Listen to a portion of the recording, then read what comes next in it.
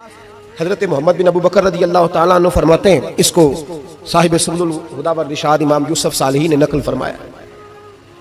कहते हैं कि मैं हुजूर के साथ एक जंग पे गया तो वापस हम आ रहे थे, तो उस जंग में बड़ी फतह हुई। 5वां हिस्सा माले गनीमत का हमने सरकार की बारगाह में नजराना पेश किया तो 80 ऊँट हुजूर के हिस्से में भी आए, तो ना नफा मिला।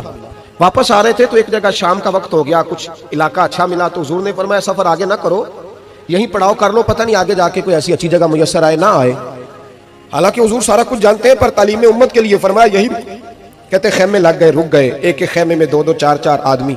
फरमाते मेरे खेमे में हजरत मोहम्मद बिन अबू बकर जनाब अबू बकर के साहिबजादे, तो मेरे खेमे में जो सियाबी थे ना वो बड़े मोटे ताजे थे, बड़े वजूद उनका बस्ततन फिल इल्म वल जिस्म, मोटे तगड़े। मगरिब की नमाज पढ़ने हम हुजूर अलैहिस्सलातु वस्सलाम की बारगाह आली मर्तबत में हाजिर हुए, हुजूर के पीछे नमाज पढ़ी इख्तिदा में। कहते नमाज मुकम्मल करके ना तो सियाबी का दिल किया मैं दस्तबोसी करूं। उस जमाने में लोग लकड़ी के जूते पहनते थे, खड़ाओं कहा जाता था।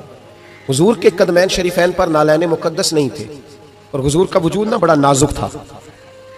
सहाबा कहते हैं जब दस्ते मुबारक में हाथ मिलाते थे तो हुजूर का दस्ते मुबारक कस्तूरी से ज्यादा खुशबू वाला होता था और बर्फ से ज्यादा ठंडा होता था। तो फरमाते हैं हुजूर की बारगाह में ना नमाज के बाद जब सहाबा बिखरे तो वो भी आगे बढ़े सलाम। ये कुछ लोग आते हैं सलाम लेने, मुझे बड़ी तकलीफ होती है जब धक्के लगते हैं ना, तो मैं कहता हूँ यार ना आया करो, हम कौन सा कोई इतने एजाज वाले लोग, फिर धक्के लग। और कुछ इतनी मोहब्बत से सलाम लेते हैं, इतनी मोहब्बत से सलाम लेते हैं कि कई दफा जोड़ हिल जाते हैं, इतना जबरदस्त सलाम लेते हैं। वो पीछे खड़े होते हैं तो हाथ खींच लेते हैं। अब वो तबीयत भी नहीं चाहती कि किसी को कुछ कहा जाए, लेकिन वो बाद में महसूस होता है कि ये मोहब्बत हुई है और मोहब्बत में मामलात बड़े दूर निकल जाते हैं कई दफा। तो मोहब्बत तो इसका नाम है कि महबूब को आसानी किस बात में है, महबूब को आसानी किस बात में है, मोहब्बत इस चीज का नाम। इस चीज का नाम नहीं कि मैं क्या ख्वाहिश कर रहा हूं, महबूब वो वाली करे ना, वो राजी किस बात में है। मैं गुड्डी ते हथ डोर सज्जन दे, वो जिंज रखे उंज रहना है, वाजिब नहीं जे विच शरीयत मंदा खसम नु कहना।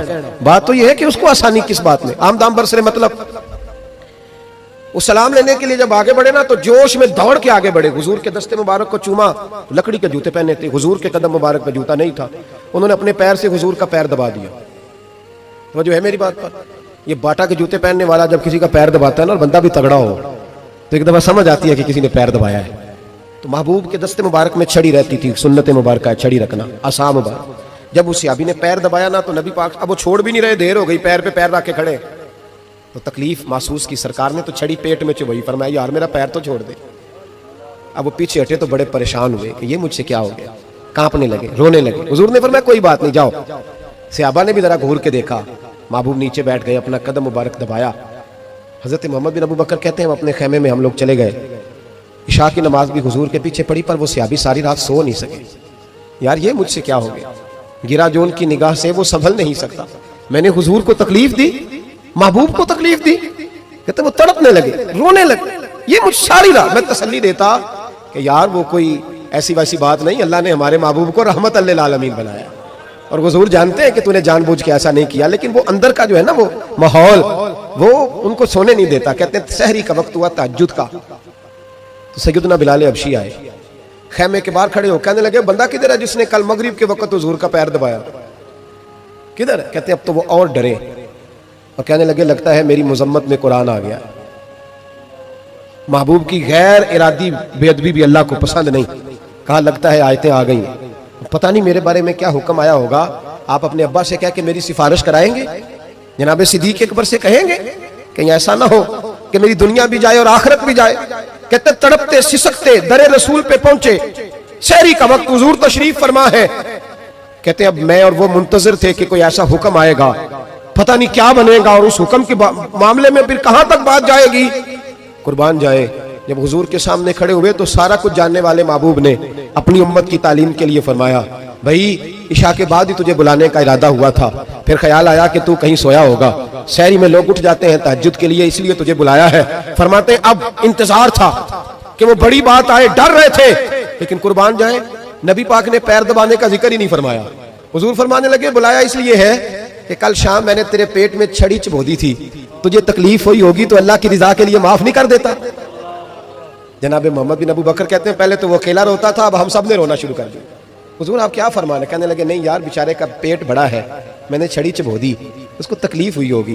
और क्या लफ्ज है हदीस में, महबूब फरमाने लगे मैं सारी रात सो नहीं सका, इसका वो दर्द। ओ भाई, तो अपने अब्बा को सख्त बात कह के आके बेड पे आराम से सो जाता है। तू अपनी अम्मा को सख्त जुमला कह के वो तड़पती रहती है, उसे वो सारी रातें याद आती हैं जो उसने बेटे के लिए बेदार रह के गुजारी होती है। तो एक फिक्रा कह के तू सोचता ही नहीं, कहने वाले तो कह ही देते हैं, ये सुनने वाले हैं जो कमाल करते हैं, तूने ख्याल ही नहीं किया। महबूब फरमाने लगे सो नहीं पाया, चल अल्लाह की रिजा के लिए माफ कर दे। तो कहने लगे हुजूर वो तो मैंने पैर दबाया था इसलिए आपने मुझे चढ़ी चुभई। आप क्या कह रहे हैं? तो महबूब फरमा देखे वजाहत देखे। महबूब फरमाने लगे तूने तो अन देखे पैर दबाया था, मैं तो देख रहा था, मुझे नहीं चढ़ी चुभनी चाहिए थी, चल तू क्या मैंने माफ किया। तो अर्ज करने लगे हुजूर जिस तरह आप राजी हैं मैं भी उसी तरह ही राजी हूँ। महबूब फरमाने लगे तू तो राजी है पर मैं नहीं अभी राजी। हुजूर आप कैसे राजी होते हैं? फरमाया जी 80 ऊंट मेरे हिस्से में आए हैं, अगर तू सारे तोहफे में कबूल करे तो मैं राजी हो जाऊंगा। तोहफे में रख ले सारे। कौन देता है देने को, फाजिल बरेलवी का अंदाज में जरा देखिए, कौन देता है देने को, इसका पंजाबी तर्जुमा है कि कौन देता है, देना वास्ते जिगरा चाहिए। कौन देता है देने को, मुंह चाहिए, देने वाला है सच्चा हमारा।